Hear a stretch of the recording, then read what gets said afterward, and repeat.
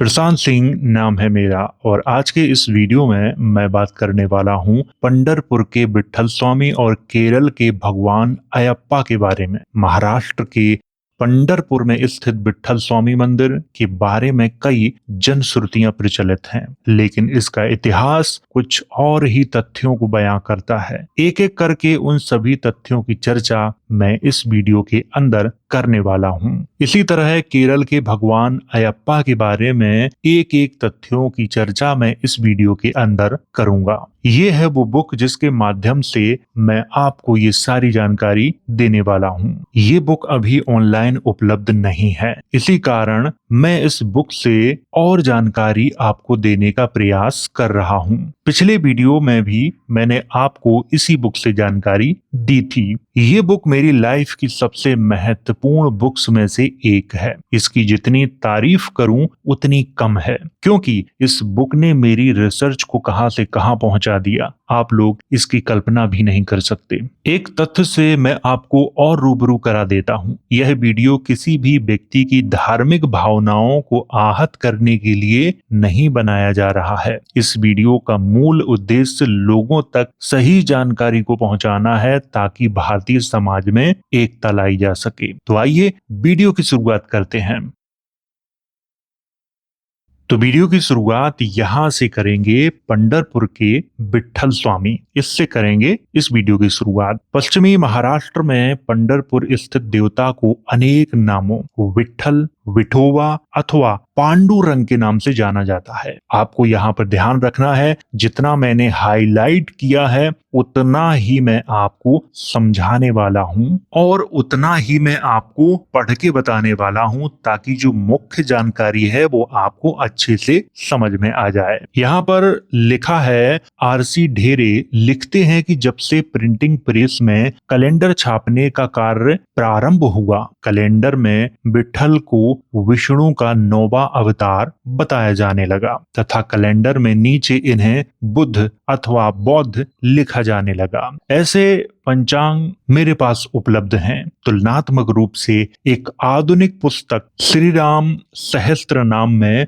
विट्ठल के साथ रुक्मिणी, गरुण और हनुमंत की तस्वीर छापी गई, जहां पर नीचे टिप्पणी में बुद्ध छपा हुआ है। मेरे संज्ञान में 2 मूर्तियां ऐसी हैं जहां विट्ठल को बुद्धावतार दर्शाया गया है। पहला सांगली जिले में तासगांव स्थित गणेश मंदिर में तथा दूसरा कोल्हापुर में महालक्ष्मी मंदिर में। इन दोनों मंदिरों को आप लोग अच्छे से ध्यान में रखें। आगे लिखा है, रत्नागिरी जिले में राजापुर स्थित दशावतार में बुद्ध को विष्णु का अवतार दर्शाया गया है। यद्यपि मूर्ति टूटी फूटी है, पर यह विट्ठल की मूर्ति की तरह दिखाई पड़ती है। यहाँ से आपको ये जानकारी प्राप्त हुई। आगे इस पुस्तक में लिखा है, पुराणों को संदर्भित करते हुए कवि जयदेव ने बुद्ध की प्रशंसा 9वें अवतार कहकर की है। कवि जयदेव को आप लोगों ने इतिहास में पढ़ा होगा,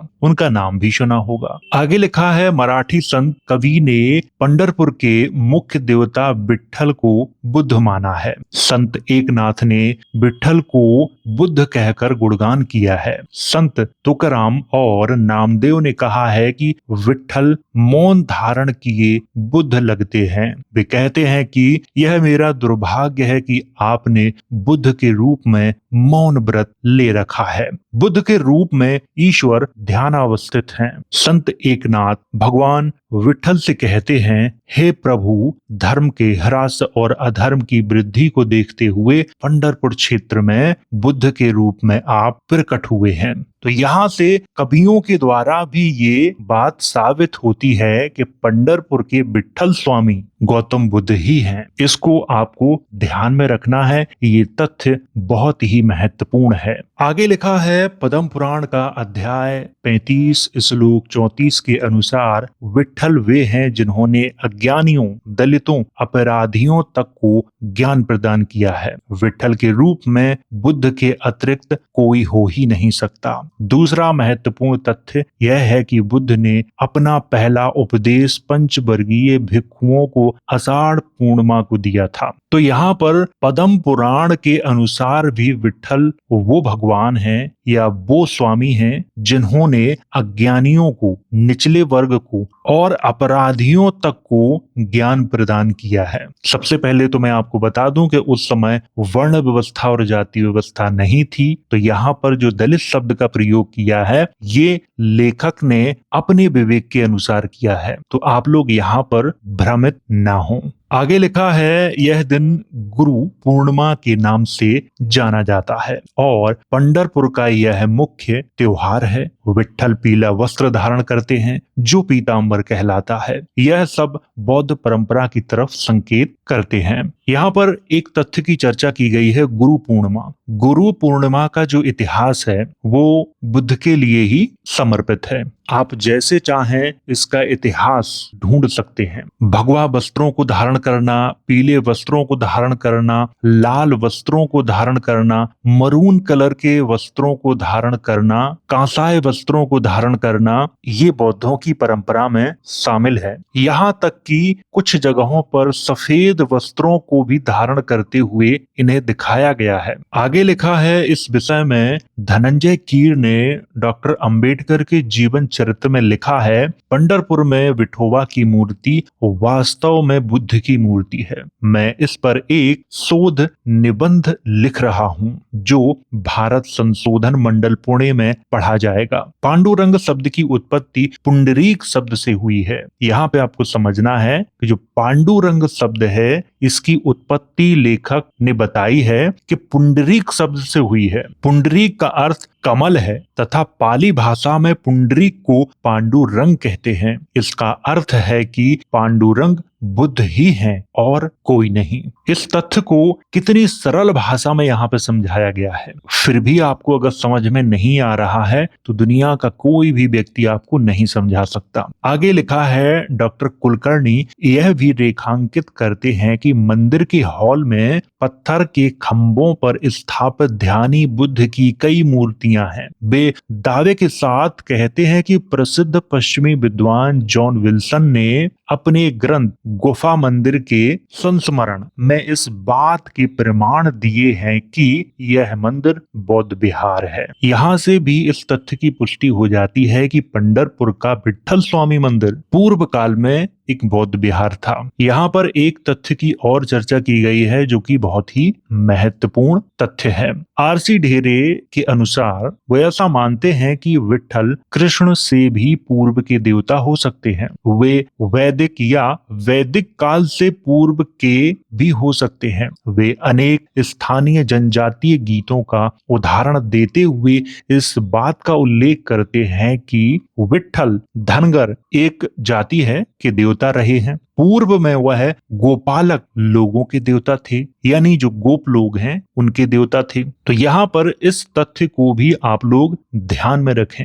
विट्ठल स्वामी को धनगर लोगों और गोपालक लोगों का देवता बताया गया है। तो यहाँ से आपको ये बात समझ में आ गई होगी कि पंढरपुर का विट्ठल स्वामी मंदिर पूर्व काल में एक बौद्ध विहार था और विट्ठल स्वामी कोई और नहीं है, गौतम बुद्ध ही हैं। अब बात करते हैं भगवान अयप्पा के बारे में। और भगवान अयप्पा का नाम आप लोगों ने जरूर सुना होगा, कुछ लोगों ने उनका इतिहास भी पढ़ा होगा, कुछ लोगों ने उनकी कथाएं भी सुनी होंगी, लेकिन उनका वास्तविक इतिहास क्या है वो मैं आज आपको इस वीडियो के अंदर बताने वाला हूं। तो यहाँ पे लिखा है, अयप्पा धर्मशास्ता हैं।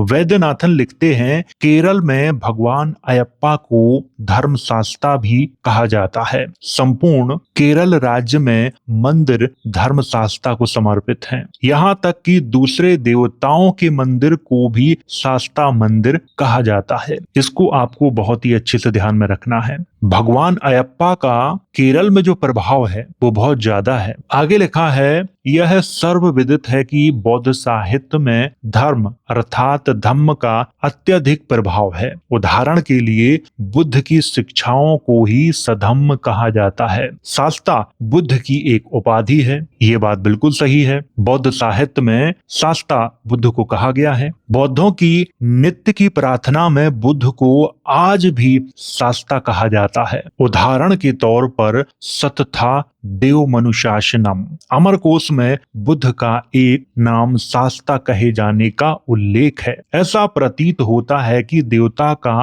रूप तो बदल गया पर नाम अभी भी प्रचलित है। देवता के वर्तमान रूप को शिव अथवा विष्णु का पुत्र कहा जाता है। इस संबंध में वैद्यनाथन लिखते हैं, यहाँ पर एक कहानी बताई गई है, उस कहानी को आप लोग समझने का प्रयास करें। कहानी इस प्रकार है कि जब समुद्र मंथन के समय समुद्र से अमृत निकला तो उसको प्राप्त करने के लिए देवों और असुरों में संग्राम छिड़ गया। असुरों को अमृत ना मिल सके, इसीलिए भगवान विष्णु ने क्या किया कि मोहिनी का रूप धारण कर असुरों को अपने रूप जाल में फंसाकर उनका जो ध्यान है उस अमृत से हटाकर अपनी तरफ कर लिया ताकि देवताओं को वो अमृत मिल सके। लेकिन समस्या तब खड़ी हो गई जब शिव मोहिनी के ऊपर आसक्त हो गए। यह कहा जाता है कि शास्ता की उत्पत्ति शिव और मोहिनी के मिलन से हुई। यहाँ पर मैं इस तथ्य के बारे में कुछ कहना चाहूंगा।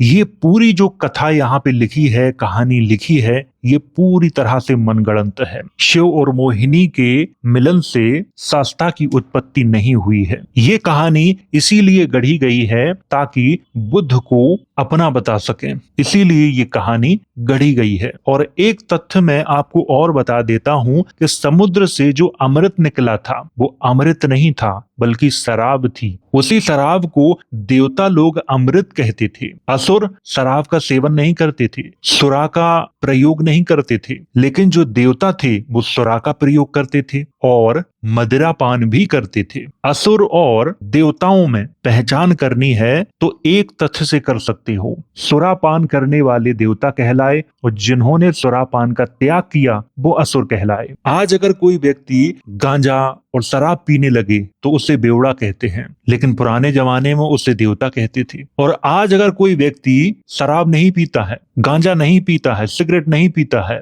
तो उस व्यक्ति को क्या कहा जाता है कि ये बहुत ही सभ्य व्यक्ति है, अच्छा व्यक्ति है। लेकिन पुराने जमाने में क्या कहा जाता था कि ये व्यक्ति असुर है। असुर का मतलब बुरा नहीं होता है, असुर का मतलब बहुत अच्छा व्यक्ति होता है। तो यहाँ से ये बात आपको समझ में आ गई होगी। आगे लिखा है, श्री वैद्यनाथन लिखते हैं, सबरीमाला मंदिर के दरवाजे सभी के लिए खुले हैं, चाहे वह किसी भी जाति, धर्म, नस्ल और सामाजिक स्तर का हो। यहाँ ऊंच नीच, अमीर गरीब सब बराबर हैं। सभी अयप्पा के भक्त कहे जाते हैं। यहाँ भक्त को ही अयप्पा की संज्ञा दी जाती है। अयप्पा के भक्तों द्वारा सबरीमाला की तीर्थ यात्रा ही स्वयं में अत्यंत पुण्य का कार्य माना जाता है। इसमें अत्यंत कठोर नियमों का पालन होता है। यह सर्वविदित है कि यहाँ की 18 सीढ़ियां उन्हीं को चढ़ने की आज्ञा दी जाती है जो उन निर्धारित नियमों का पालन करते हैं। पर यह बहुत कम लोगों को ज्ञात है कि जिन निर्धारित नियमों का पालन आवश्यक है वे बौद्धों द्वारा 8 सीलों की प्रतिज्ञा किए जाने के समान है। इससे यह स्पष्ट संकेत है कि यद्यपि रूप बदल गया है पर परंपरा अभी वही है। इसको आपको ध्यान में रखना है। यहाँ पर लिखा है, श्री टी.ए. गोपीनाथ राव लिखते हैं, पुराने संस्कृत साहित्य में इस देवता का कोई उल्लेख नहीं है। कौन से देवता का? भगवान अयप्पा का। यहाँ तक कि शब्दकोश में भी इनके नाम और उत्पत्ति का उल्लेख नहीं है। विष्णु पुराण में मोहिनी का उल्लेख मिलता है, परंतु भागवत पुराण में पहली बार हम पाते हैं कि हर अर्थात शंकर विष्णु के मोहिनी रूप में आसक्त हो जाते हैं। हर और हरि के संयोग से आर्य, शास्ता अथवा हरिहर पुत्र का जन्म होता है। अभी मैं आपको बता चुका हूं, ये कथा बाद में गढ़ी गई है कि शास्ता का जन्म भगवान शिव और भगवान विष्णु के मिलन से हुआ है। आगे लिखा है अयप्पा निम्न जातियों के देवता हैं। लिखा है यह देवता विशेष रूप से द्रविड़ देवता हैं। यहाँ पर थोड़ा सा मैं रुकना चाहूंगा। शास्ता को अर्थात बुद्ध को द्रविड़ देवता माना है और ये भारत जो देश है वो द्रविड़ों का है। और आप लोगों ने कथावाचकों को सुना होगा, कुछ बाबाओं को सुना होगा, वो जैनों को और बौद्धों को आक्रमणकारी बताते हैं। वो क्यों बताते हैं? क्योंकि उन्हें इतिहास का पता ही नहीं है, की जानकारी नहीं होती है। वो इसी तरह की अभद्र बातें करता है, कभी जैनों को आक्रमणकारी बताता है तो कभी बौद्धों को आक्रमणकारी बताता है, जबकि जैनों और बौद्धों के कारण ही भारत का अस्तित्व है। अगर ये नहीं होते तो हमारे देश में कभी अखंड भारत नहीं होता। आगे यहाँ पे लिखा है और यह निर्विवाद रूप से सिद्ध है कि इस देवता को आर्य देवताओं के समूह में बाद में सम्मिलित किया गया है। जैसा कि मैंने अभी आपको बताया था कि ये कहानी गढ़ी गई है बुद्ध को अपना बनाने के लिए कि शिव और विष्णु के मिलन से शास्ता का जन्म हुआ है। ये कहानी बाद में बनाई गई है। आगे लिखा है वर्तमान में तमिल देश में हरिहर पुत्र को ग्रामीण देवता माना जाता है। सामान्य तौर पर निम्न जाति के लोग इसकी पूजा हरिहर पुत्र मंदिर, जिसे अय्यानार अथवा अयनारप्पन भी कहा जाता है, में करते हैं तथा पुजारी भी शूद्र होता है। पद्म संहिता के अनुसार आर्यों के मंदिर में पार्श्व द्वारा पूजा कराई जाती है। अन्य स्रोतों से ज्ञात होता है कि पार्श्व अनुलोम वर्ण का व्यक्ति होता है, जिसका जन्म ब्राह्मण पिता और शूद्र माता के संयोग से होता है। पर किसी कारण से तमिल देश में अयनार की पूजा काली जैसी तामसिक देवियों की भांति निम्न वर्ण के लोगों द्वारा की जाती है, पर मालाबार में इसकी पूजा ब्राह्मणों द्वारा कराई जाती है। यहाँ पर भगवान अयप्पा के बारे में बहुत ही महत्वपूर्ण जानकारी दी गई है। शास्ता नाम के संबंध में श्री राव कहते हैं इस देवता को शास्ता इसलिए कहा जाता है क्योंकि वह समस्त विश्व पर अपना नियंत्रण रखते हैं। शब्द शास्त्र के अनुसार इस शब्द यानी शास्ता का अर्थ शासक होता है तथा कभी कभी यह अध्यापक या गुरु तथा पिता के संदर्भ में भी प्रयोग होता है। अमरकोश के अनुसार इस शब्द का प्रयोग बुद्ध के लिए भी होता है। तमिल निघंटु इन्हें एक अन्य नाम सातवाहन के अतिरिक्त नाम से भी बुलाते हैं। सातवाहन अर्थात सफेद हाथी पर सवार, करी सेंदु अस्त्र को धारण करने वाले योगी, धर्म रक्षक आदि नाम। वे यह भी कहते हैं कि शास्ता का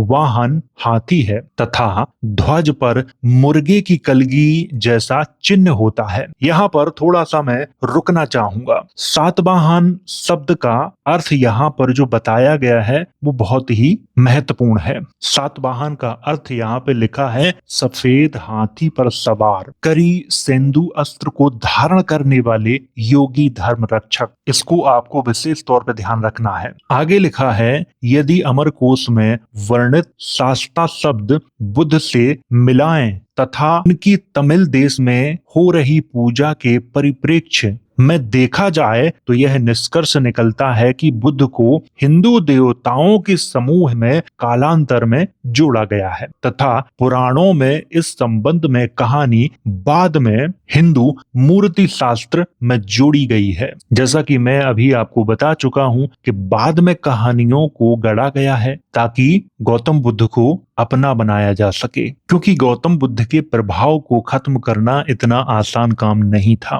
और आज भी गौतम बुद्ध के प्रभाव को खत्म नहीं कर पाए हैं। मैंने कई बार अपने वीडियो में ये कहा है कि हिंदू धर्म में गौतम बुद्ध की पूजा होती है, वहां पर नाम अलग है। यहाँ पर लिखा है बुद्ध की पूजा कई रूपों में होती है। श्री थिरुएन वनामलाई को संदर्भित करते हैं। यद्यपि बौद्ध धर्म धर्म तमिलनाडु से समाप्त हो गया, पर यह तमिल में आत्मसात हो गया। तिरुमल बुद्ध के नए अवतार हो चुके हैं। सतनार, अयनार, धर्मराज तथा बोधिराज की पूजा प्राचीन बुद्ध पूजा है। तमिलनाडु में आज भी जितने आप मंदिर देखते हैं उनमें या तो बोधिसत्व की पूजा हो रही है या फिर नाम बदलकर बुद्ध की ही पूजा हो रही है। तो भगवान अयप्पा के बारे में आपको समझ में आ गया होगा कि भगवान अयप्पा कोई और नहीं है, गौतम बुद्ध ही हैं। और एक तथ्य की जानकारी मैं आपको और देता हूं। अंग्रेजों के समय तक भारत में कोई भी बौद्ध ग्रंथ उपलब्ध नहीं था सिवाय एक ग्रंथ के,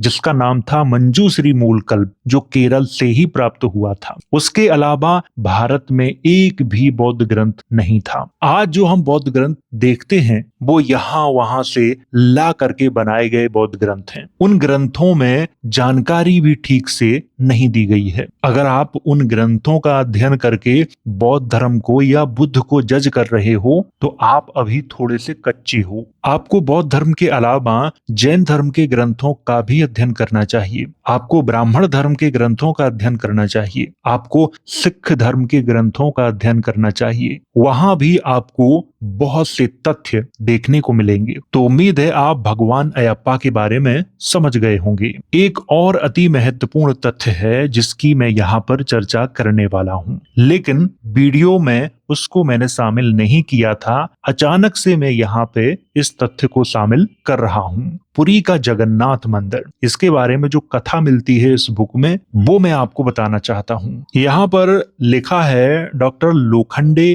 के कथन का सारांश। बुद्ध को हरि कहा गया है। दरअसल बुद्ध को हरि नहीं हर कहा गया है और इसकी चर्चा बौद्ध ग्रंथों में की गई है। डॉक्टर जदुनाथ सरकार ने उड़ीसा के एक कवि द्वारा लिखित कविता दारू ब्रह्म को संदर्भित किया है, जिसमें जगन्नाथ स्वयं कहते हैं कि मैं बुद्ध का अवतार हूँ तथा कलयुग में मैं मनुष्यों जीवों को मोक्ष प्रदान करूंगा। और ये जानकारी कहाँ पे है? इंडिया थ्रू एजेस पृष्ठ संख्या 177 पर। आगे लिखा है नागेंद्रनाथ वसु के अनुसार अलख लीला के बुद्ध स्वामी ध्यानी बुद्ध हैं तथा जगन्नाथ बोधिसत्व या पदमपाणि। इसमें कोई संदेह नहीं है कि भगवान जगन्नाथ की मूर्ति वास्तव में बुद्ध प्रतिमा है। आगे लिखा है यसुमती मलिका नामक पुस्तक से स्पष्ट है कि राजा मुकुंद देव के शासन काल तक जगन्नाथ को बुद्ध ही माना जाता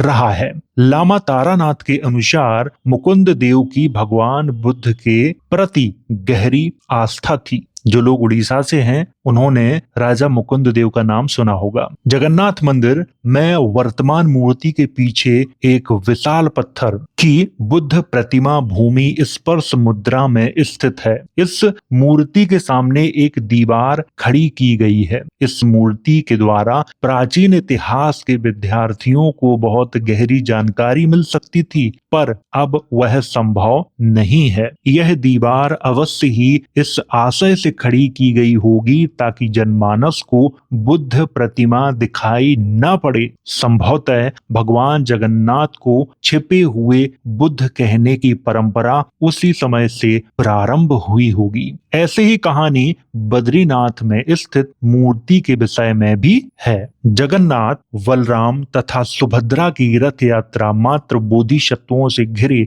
बुद्ध की रथ यात्रा का रूपांतर है। इस यात्रा को चीनी यात्री फाहियान ने 5वीं शताब्दी में अपनी आंखों से देखा है और इस तथ्य की चर्चा इंडिया थ्रू एजेस पृष्ठ संख्या 33 पर की गई है। यहाँ पे लिखा है भगवान जगन्नाथ की पूजा जनजातीय लोग करते थे। जितना मैंने हाईलाइट किया है उतना आपको ध्यान रखना है। एक कथा के अनुसार एक जनजाति के राजा द्वारा एक गुफा में एक देवता की पूजा गुप्त रूप से की जाती थी। बाद में इस देवता को एक लकड़ी की मूर्ति में स्थानांतरित करना होता था। इन मूर्तियों का विसर्जन किया जाता है तथा उसके स्थान पर नई मूर्ति की स्थापना समय समय पर होती है, परंतु श्री जगन्नाथ का नाभि पद्म पुरानी मूर्ति से नई मूर्ति में स्थानांतरित किया जाता है। इतिहासकारों का मानना है कि इसमें बुद्ध की दंत धातु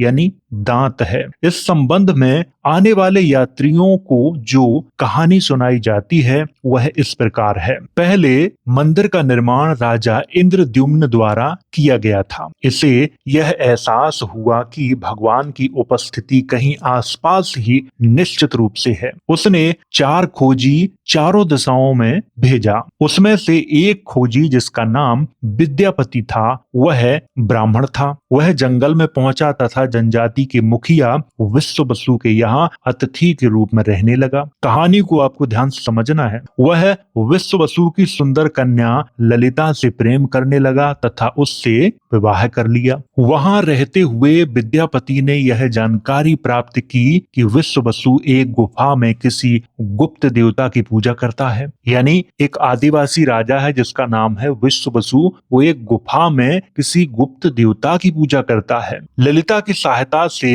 विद्यापति ने वह गुफा खोज निकाली। उसे यह आभास हुआ कि यह गुफा देवी है। यह जानते ही वह चुपके से पुरी भाग गया। कालांतर में इंद्रद्युम्न ने विश्व बसु से क्षमा मांगी तथा उस देवता को अपने बनाए मंदिर में स्थापित करने के लिए विश्व बसु से सहमति प्राप्त की। परंतु पहले उस देवता को नई मूर्ति में स्थानांतरित करना था। नई मूर्ति का निर्माण समुद्र से बहकर आए हुए लकड़ी के मोटे लट्ठे से करना था। एक रहस्यमय व्यक्ति आया और उसने मूर्ति बनाने का प्रस्ताव दिया। उसने जिस तरह की मूर्ति बनाने का प्रस्ताव दिया वह वैसी ही थी जैसी राजा इंद्रद्युम्न सोचता था। अतः राजा ने उसे मूर्ति बनाने को कहा, परंतु उस रहस्यमयी व्यक्ति ने यह शर्त रखी थी कि जिस कमरे में वह मूर्ति बनाएगा वहां एक निश्चित समय से पहले कोई नहीं आएगा। परंतु कुछ दिनों बाद ही रानी गुंडिचा, जो राजा इंद्रद्युम्न की पत्नी थी, को प्रतीक्षा असहनीय हो गई। उसने उस कमरे का दरवाजा खोल दिया। मूर्तिकार अदृश्य हो गया तथा 3 मूर्तियों का निर्माण अधूरा रह गया तथा उसी अधूरी रूप में वे आज भी हैं। कई वर्षों के अंतराल पर मूर्तियों का विसर्जन किया जाता है तथा नई मूर्तियां स्थापित की जाती हैं। यह कार्य ज्योतिषीय गणना के अनुसार किया जाता है। परंतु नाभि पदम अर्थात श्री जगन्नाथ का कमल की आकृति का नाभि स्थल पुरानी मूर्ति से नई मूर्ति में स्थानांतरित किया जाता है। इस नाभि पदम में क्या है? इतिहासकार मानते हैं कि इसमें बुद्ध की दंत धातु है, यानी गौतम बुद्ध का दांत है। पुरी का जो पुराना नाम है वो दंतपुरा है। इसके संबंध में भी यहाँ पे कुछ जानकारी दी गई है, वो मैं आपको बताना चाहता हूँ। यहाँ साल में लगभग 24 बड़े त्योहार मनाए जाते हैं। उसमें सबसे बड़ा त्योहार रथ यात्रा है। चीनी यात्री फाहियान जो यहाँ 5वीं सदी में आया था, उसने पुरी में रथ यात्रा का जो वर्णन किया है उसमें बुद्ध की दंत धातु की शोभा यात्रा निकाली जाती थी। वह वर्णन आज की रथ यात्रा से बिल्कुल मेल खाता है। आगे लिखा है, वे इस तथ्य की पुष्टि करते हैं कि पुरी वही स्थान है जो प्राचीन काल में दंतपुरा था, अर्थात पुरी का प्राचीन नाम दंतपुरा है। अब ये दंतपुरा नाम कैसे पड़ा? क्योंकि बुद्ध का जो दंत है वो यहाँ पर था, उसी कारण उस स्थान का नाम दंतपुरा रखा गया था। बुक में आगे लिखा है, डॉक्टर राजेंद्र लाल मित्रा के अनुसार पहले यहाँ बौद्ध काल रहा है, उसके बाद कृष्ण अथवा विष्णु पूजा का काल आया। ये भी समझने वाली बात है। श्री जगन्नाथ की पूजा की विशेषता उसकी उदारता, इसका व्यापक आधार जातीय बंधनों की उपेक्षा तथा बुद्ध की दंत धातु के साथ रथ यात्रा की समानता तथा इसी प्रकार के अन्य कारण इस दृष्टिकोण विचार का आधार बनते हैं कि पुरी वही दंतपुरा है जहां बुद्ध की पवित्र दंत धातु सुरक्षित है। प्रतिवर्ष इसकी अत्यंत भक्ति भाव, अति भव्यता के साथ शोभा यात्रा निकाली जाती थी। कालांतर में इसे सीलोन, वर्तमान श्रीलंका में ले जाया गया। तो यहाँ से आपको ये जानकारी भी समझ में आई होगी। यहाँ पर एक अति महत्वपूर्ण तथ्य की और चर्चा की गई है। Professor T.A.. गोपीनाथ राव का मत है कि यह माना जाता है कि जगन्नाथ मंदिर पहले बौद्धों के पास था, जो बाद में विष्णु मंदिर में परिवर्तित कर दिया गया। जगन्नाथ की मूर्ति भौड़ी शक्ल में है, जो लकड़ी के लट्ठे से बनाई गई है, जिस पर प्रमुखता से 2 आंखें उकेरी गई हैं। 12 वर्ष में एक बार लकड़ी के लट्ठे का नवीनीकरण किया जाता है। लकड़ी का लट्ठा किसी अज्ञात स्थान से चुपचाप लाया जाता है। इसका उपयोग जगन्नाथ की मूर्ति बनाने के उपयोग में लाया जाता है, जिसमें किसी संत या महापुरुष की शरीर धातु का प्रवेश कराया जाता है। यह पुरानी पवित्र शरीर धातु ही इस नई मूर्ति को पवित्र बनाती है। लोगों में यह विश्वास है कि यह पवित्र शरीर धातु बुद्ध का है। उन लोगों के लिए जो इस बात पर आश्चर्य व्यक्त करते हैं कि श्री जगन्नाथ की मूर्ति भौड़ी क्यों है, यह स्पष्टीकरण पर्याप्त है। लकड़ी से निर्मित मूर्ति महत्वपूर्ण नहीं है, अपितु पवित्र शरीर धातु यानी बुद्ध का जो दांत है वो महत्वपूर्ण है। तो यहाँ से पुरी के जगन्नाथ मंदिर का इतिहास भी आपको मालूम हो गया होगा। इस वीडियो के अंदर मैंने 3 तथ्यों की चर्चा की है। पहला है पंढरपुर के विट्ठल स्वामी मंदिर का इतिहास और विट्ठल स्वामी के बारे में आपको बताया। दूसरा केरल के भगवान अयप्पा के बारे में मैंने आपको बताया और तीसरा है पुरी के जगन्नाथ मंदिर के बारे में मैंने आपको इस वीडियो के अंदर बताया। इसीलिए मैंने प्रारंभ में ये कहा था कि इस बुक ने मेरी रिसर्च को कहां से कहां पहुंचा दिया, आप लोग कल्पना भी नहीं कर सकते। मैं लेखक और अनुवादक दोनों को धन्यवाद देना चाहूंगा कि उन्होंने इस बुक को लिखने का साहस जुटाया और मेरे जैसे अनेक लोगों को इस तथ्य से रूबरू कराया। इस वीडियो को बनाने का मेरा मुख्य उद्देश्य यही है कि लोगों को भारत के सही इतिहास की जानकारी हो सके, ताकि लोग एक दूसरे से घृणा ना करें, नफरत ना करें। हमारे समाज में इस तरह से एकता